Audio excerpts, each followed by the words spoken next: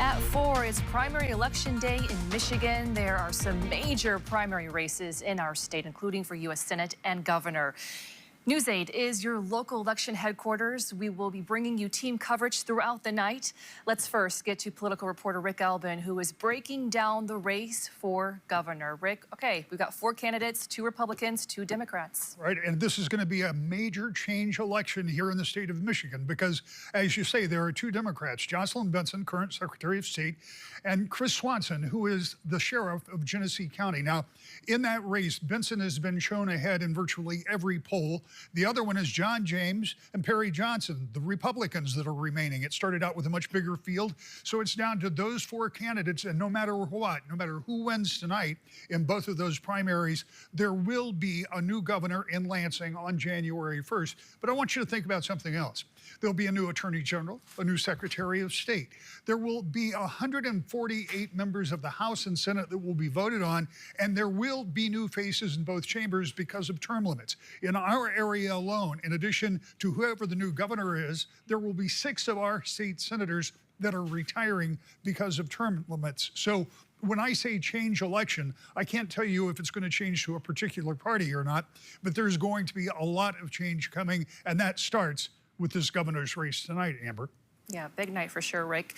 Since our debate last month, right, with Republicans, and you've been talking to the candidates since then, any insight, anything you can share there, what you're hearing from them? Well, I think that what you ended up with after, you obviously had the endorsement of Donald Trump after our debate, which changed the field. Mike Cox decided to get out at that point, and that endorsement went to John James, so that changed this. But I can tell you, you've got people out there that have been very passionate about both of the candidates, the Republican Party, and certainly have seen some activity in the Democratic Party, but not the same intensity as this Republican race. And what you walk away from, kind of the feeling you get, is that both of these guys have pretty much laid everything out there on the field. So we'll see what voters had to say. I think we'll see turnout numbers higher than normal. There's a lot of interest in this race. We know there were a lot of absentees that were out that needed to be back today. We'll see if all of those got back in. But I think the numbers will be up, the intensity will be up. And when we get around to getting all of those results in, and that may not be until sometime tomorrow, when we get all those results in, we'll have a better feel of what kind of change could be coming in November. And Rick, you'll be using kind of a new tool tonight during our coverage. Talk about that and why it's important and how it will help with our coverage. It's really important. It's an interactive map, and we've had iterations of this in the past, but this is a new one for us. I'm looking forward to using it. It will use different colors assigned to different candidates, and we'll be able to go county by county and see where they're doing well or maybe where they're not doing quite so well. And when you start looking at some key counties, including Wayne and Oakland and Macomb and Kent and Kalamazoo, even in the central part of the state, we can kind of get an idea of where these races are going early on because, again, we're not going to have all of those numbers by 9 o'clock or 10 o'clock or 11 o'clock, but by 11 o'clock, we should have an indication in what direction a race is going or just how close it really is, and that map's going to help a lot on all of those races.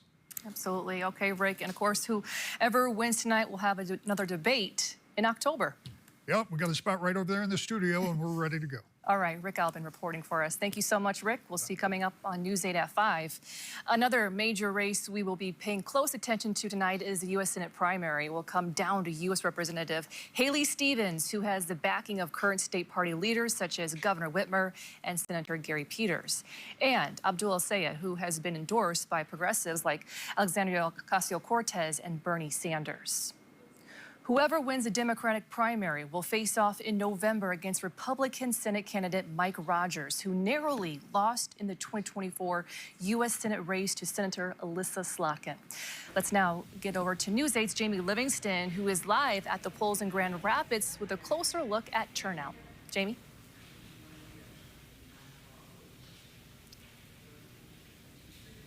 I am at Hub 7. That's on the southeast side off of Kalamazoo. It's one of the precincts.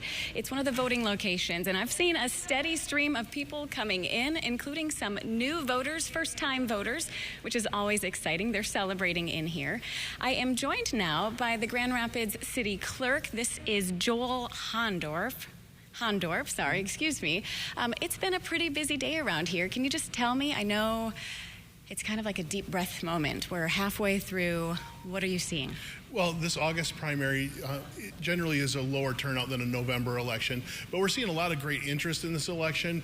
We saw about 2,500 people vote early, so that gave some momentum into today. And also, we've tabulated 17,000 absentee ballots already. So there's big momentum going in today. It's been steady traffic all day, no lines, but it's just been kind of steady all day.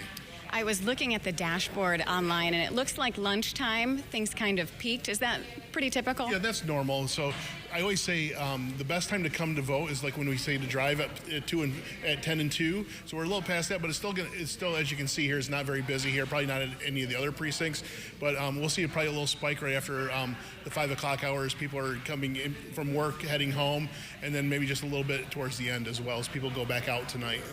What about same-day registration? I know that's a thing. Can that be done everywhere? Or is there a particular place? So you need to go to your local city or township clerk's office in order to register today up until 8 o'clock. Just make sure you have a proof of residency with you. Okay, good information. What about the polling locations? I know those all changed last year. Do we think that people are up to date on where they're supposed to be heading today? We've had some questions today, but we always like to tell people to know before they go. Go to michigan.gov/vote. There you can look and make sure you're going to the right polling location, looking for the right precinct number. You can also check your absentee ballot status there, see a sample ballot. So that's a really good website to know before you go. All right, thank you so much, Joel. Again, you guys have a little under 4 hours left to get to the polls before they close, so do your civic duty. Live in Grand Rapids, Jamie Livingston, News 8.